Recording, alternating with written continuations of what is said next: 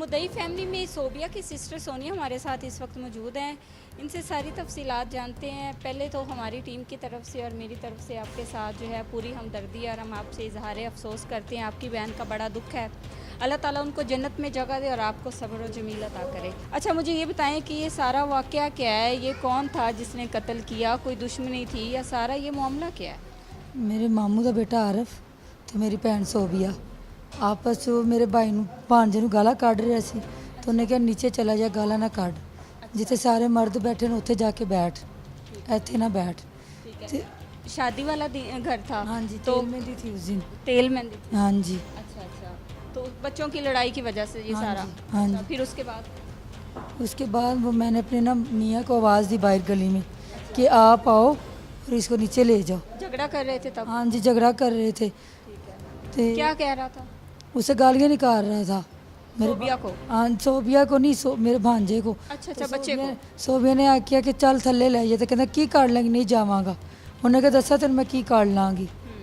इस तरह मैं मीए ने क्या उत्ते आईओ लड़न डे जिन्होंने थल्ले ले आईओ।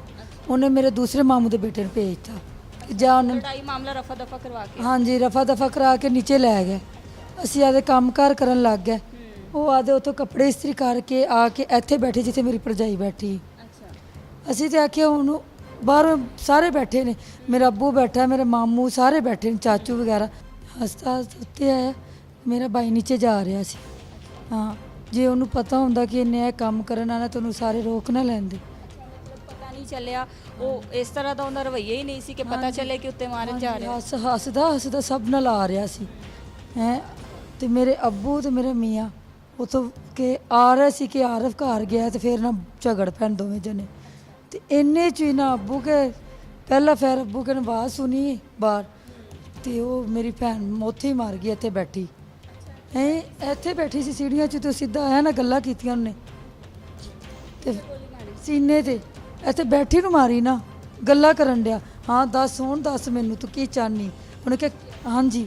ਉਹਨੇ ਕਿਹਾ ਕੀ ਤੂੰ ਕੀ ਕਾੜ ਲਾਂਗਾ? ਤੇ ਕਹਿੰਦਾ ਦੱਸਾਂ ਤੈਨੂੰ ਮੈਂ ਕੀ ਕਾੜ ਲਾਂਗਾ। ਇੱਥੇ ਉਹਨੇ ਫੈਰ ਮਾਰਿਆ, ਇੱਥੇ ਇੰਜ ਮੇਰੀ ਭੈਣ ਲੱਗੀ ਗਈ। ਉਧਰੋਂ ਮੇਰੇ ਅੱਬੂ ਤੇ ਮੇਰੇ ਮੀਆਂ ਆ ਰਹੇ, ਸੀੜੀਆਂ ਚੜ੍ਹਦੇ ਦੋ ਫੈਰ ਉਹਨਾਂ ਮੇਰੀ ਭੈਣ ਨੂੰ ਫੇਰ ਮਾਰਤੇ।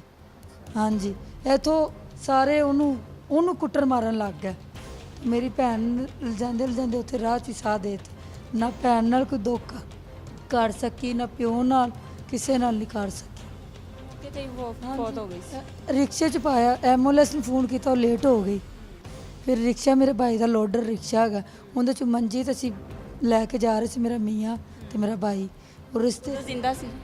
ਉਹਨਾਂ ਕਿਹਾ ਅਸੀਂ ਕਿ ਪਿੱਟੀ ਜਾਨੀ ਸੀ ਨਾ ਕਿ ਲੈ ਜਾਓ ਇਹਨੂੰ, ਕੀ ਪਤਾ ਜਾਨ ਬਚ ਆਪਣੀ ਜਾਏ। ਤਸੱਲੀ ਕੀਤੀ? ਹਾਂਜੀ, ਉਹਨੂੰ ਲੈ ਜਾਓ, ਇਹਨੂੰ ਛੱਡ ਦਿਓ, ਇਹਨੂੰ ਲੈ ਜਾਓ। ਉਹ ਨੱਸ ਗਿਆ ਸੀ? ਨੱਸ ਗਿਆ ਸੀ। ਹਾਂਜੀ। ਕੀ ਨਾਮ ਹੈ ਉਹਦਾ? ਆਰਫ। ਆਰਫ ਨੱਸ ਗਿਆ ਸੀ? ਹਾਂਜੀ। ਅੱਛਾ, ਆਰਫ ਦਾ ਪਹਿਲੇ ਵੀ ਇਸ ਤਰ੍ਹਾਂ ਦਾ ਕੋਈ ਰਿਕਾਰਡ ਵਗੈਰਾ ਹੈ? ਪਹਿਲੇ ਵੀ ਪਰ ਖਾਨਦਾਨ 'ਚ ਪਹਿਲਾ ਰਿਕਾਰਡ, ਬਾਹਰ ਹੁੰਦਾ ਬਹੁਤ। ਸਗੇ ਮਾਮੂ ਦਾ ਬੇਟਾ ਹੈ? ਹਾਂਜੀ, ਸਗੇ ਮਾਮੂ ਦਾ ਬੇਟਾ ਹੈ। ਹਾਂਜੀ, ਇਹ ਮੇਰਾ ਭਾਈ ਆ ਗਿਆ, ਇਹਦੇ ਨਾਲ ਗੱਲ ਕਰੋ। ਇਹਨੂੰ ਇਹ ਉੱਪਰ ਆ ਰਿਹਾ ਸੀ ਇਹ ਭਾਈ, ਤੇ ਉਹ ਨੀਚੇ ਜਾ ਰਿਹਾ ਸੀ। ਇਹ ਨੀਚੇ ਜਾ ਰਿਹਾ ਸੀ, ਉੱਪਰ ਆ ਰਿਹਾ ਸੀ। ਠੀਕ ਹੈ, ਤੇ ਜੇ ਉਹਨੂੰ ਪਤਾ ਹੁੰਦਾ ਕਿ ਇਹ ਕੰਮ ਹੋਣਾ ਵੇ ਤੇ ਇਸ ਤੋਂ ਪਹਿਲੇ ਤੁਹਾਡੀ ਆਪਸ 'ਚ ਕੋਈ ਲੜਾਈ, ਕੋਈ ਝਗੜਾ? ਕੋਈ ਲੜਾਈ, ਖਾਨਦਾਨ ਵਿੱਚ ਹੁੰਦੇ ਨੇ ਕੋਈ ਮਸਾਇਲ? ਲੜਾਈ ਨਹੀਂ, ਕੋਈ ਝਗੜਾ ਨਹੀਂ, ਕੁਛ ਵੀ ਨਹੀਂ। ਸ਼ਾਦੀशुदा ਹੈ ਉਹ? ਹਾਂਜੀ, ਮਾਸ਼ਾਅੱਲਾ 5 ਬੱਚੇ ਨੇ ਹੁੰਦੇ। 5 ਬੱਚੇ ਨੇ। ਉਹਨਾਂ ਦੇ ਘਰ ਵਾਲੇ ਆਂਦੇ ਜਾਂਦੇ ਨੇ? ਉਹ ਵੀ ਮਾਮੂ ਆਇਆ ਸੀ ਦੇਖ ਕੇ, ਤੇ ਮਾਮੂ ਵੀ ਦੌੜ ਗਿਆ, ਸਾਰੀ ਫੈਮਿਲੀ। ਅੱਛਾ, ਬਾਅਦ ਵਿੱਚ ਕੋਈ ਅਫਸੋਸ ਨਹੀਂ ਕੀਤਾ? ਕੋਈ ਉਹਨਾਂ ਨੂੰ ਨਦਾਮਤ ਨਹੀਂ ਹੋਈ? ਨਹੀਂ, ਸਾਰੇ ਦੌੜ ਬੜੇ ਗਏ। ਬੇਹਿੱਸ ਲੋਕ ਨੇ। ਹਾਂਜੀ। ਅੱਛਾ, ਪਹਿਲੇ ਇਹਨਾਂ ਦਾ ਤੁਹਾਡੇ ਨਾਲ ਆਣਾ ਜਾਣਾ ठीक ਸੀ? नहीं, बस ਅਸੀਂ ਘੱਟ ਵੱਧ ਹੀ ਆਉਂਦੇ ਜਾਂਦੇ ਸੀ। सोबिया के बहनोई से बात करते हैं। अस्सलाम वालेकुम भाई। जी वालेकुम सलाम। अच्छा, मुझे ये बताएं कि ये सारा वाक़या आपके सामने पेश आया? जी ये बिल्कुल मेरे सामने, आंखों के सामने उसको गोली मारी गई है। जब वो दोबारा आया है, उसको जब घर से निकाल दिया है, मैंने निकाला है। एक मेरा कज़न आंबर है, उसने कि जा यार, बहनों के साथ लड़ाई नहीं बनती, ना उनके साथ कोई अपना, एक तो वो उसको रुखसत हमने करना है, अब उसकी लड़ाई करके हमने उसको कुछ कहना है। भाई इतनी बात पे ना उसको कहता नहीं जी, ये बहनों बहनें हमें वो शर्मिंदा करती हैं, बेइज्जत करती हैं, हम बेइज्जत होने के लिए पैदा हुए हैं, ये वो ऐसे करता करता हमने उसको नीचे उतार दिया। बहनें तो बड़ा मान रखती हैं भाइयों पे? मान रखती हैं, और उन दोनों का प्यार भी बड़ा था। वो ऐसे सके, उनकी बहन नहीं है जो आरफ है ना, उसकी सकी बहन कोई नहीं है। मेरे चाचा के सिर्फ 5 बेटे ही हैं, और वो जो हम अपने रिश्तेदारों की चाचे की जो बेटियां हैं, कोई उनकी ताई की बेटियां हैं, उनको उन्होंने अपनी सकी बहनों से ज़्यादा प्यार किया है। अच्छा, हाँ, तो ये भी नहीं कि अल्लाह माफ़ करे कि उनके कोई रिलेशनशिप थे इसलिए उन्होंने मार दिया, नहीं, बड़े अच्छे एक प्यार जाहिर है सवाल लोगों के माइंड में यही माइंड में जाता होता है। है। मुझे पूछ रहे थे। मैंने भी ये क्वेश्चन मैंने भी पूछा है, लोगों के माइंड में ये होता है, पर बाज़ दफ़ा होता है ना कि रिश्ता ना लेने देने पे वो जो है लड़की को कत्ल कर देते हैं, तो वो वाला आपने बताया कि वो तो पहले से उसका निकाह हुआ था, उसके 5 बच्चे थे, 4 बेटियां उसकी, एक बेटा है, ऐसे बहनों की तरह समझता था। बहनों की तरह। ये जो ख़ानदान में जितनी बहनें हैं, उनकी सकी बहनों की तरह उसको उनको अपना एक देखा है और उनको इज़्ज़त का भी उतना मुहाफ़िज़ रहा है। इस दफ़ा पता नहीं लगा उसके क्या मन में क्या ड्रिंकिंग वगैरह करता था। ड्रिंकिंग करता था वो, ठीक है ना, ड्रिंक कर लेता था। उसके पहले भी कोई अपना लगड़े झगड़े बड़े हैं भाई, ख़ानदान में इसने फर्स्ट टाइम किया है। मतलब क्रिमिनल रिकॉर्ड है, रिकॉर्ड याफ्ता है। रिकॉर्ड याफ्ता है। सोबिया की भाभी सोमिया हमारे साथ इस वक्त मौजूद हैं। मुझे ये बताएं कि पहले आना जाना था, ठीक था, कोई मामलात रिश्ते के या कोई भी दुश्मनी, क्या मामलात थे, पहले भी उलझते थे इस तरह? नहीं नहीं, कभी भी नहीं ऐसे हुआ। बड़ी अच्छी फ्रेंडशिप थी, यानी कि अच्छे दोस्तों की तरह रहते थे। कभी ऐसी मामूजात थे बहन भाइयों की हंसी तरह, मजाक बड़ा उनके साथ था, लेकिन इस तरह की लड़ाई नहीं थी। घर आना जाना था। जैसे इसके वो सोच के आया था कि मैंने इसको मारना है, ठीक है, एक गोली से उसका दिल नहीं भरा, उसने फिर दोबारा उसको 2 गोलियां मारी हैं जब वो यहाँ पे गिर गई है, और किसी को उसने कुछ नहीं कहा, सिर्फ उसी को मारा है।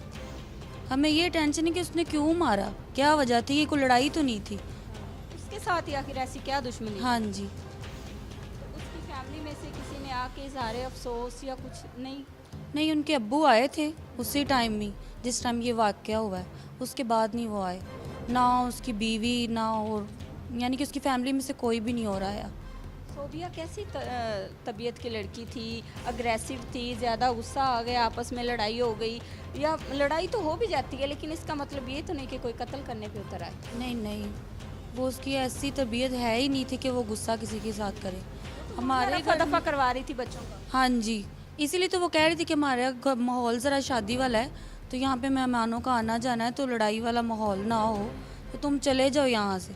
उसको बस ये बुरा लगा कि हाँ हाँ इसने मुझे इतना क्यों कहा है कि यहाँ से चले जाओ, लेकिन ये कोई बात भी नहीं थी कि यहाँ से चले जाओ, ठीक है। उसके बाद वो अजीब आया। बात है, किसी के घर में आके बदमाशी करते हो भैया, आपको बदमाशी का लाइसेंस किसने दिया है कि किसी के घर में आके किसी की बेटी को कत्ल कर देते हो? 5 बच्चे तुम्हारे यतीम हो गए हैं, तुम्हारे होते हुए बच्चे जो हैं उनको लोग कहेंगे कि ये कातिल के बच्चे जा रहे हैं। एक बेबस बाप हमारे साथ इस वक्त मौजूद है जिसकी आंखों के सामने उसकी जवान बेटी को कत्ल कर दिया जाता है। इनका दुख बहुत बड़ा है और इनकी कैफियत सिर्फ यही जान सकते हैं।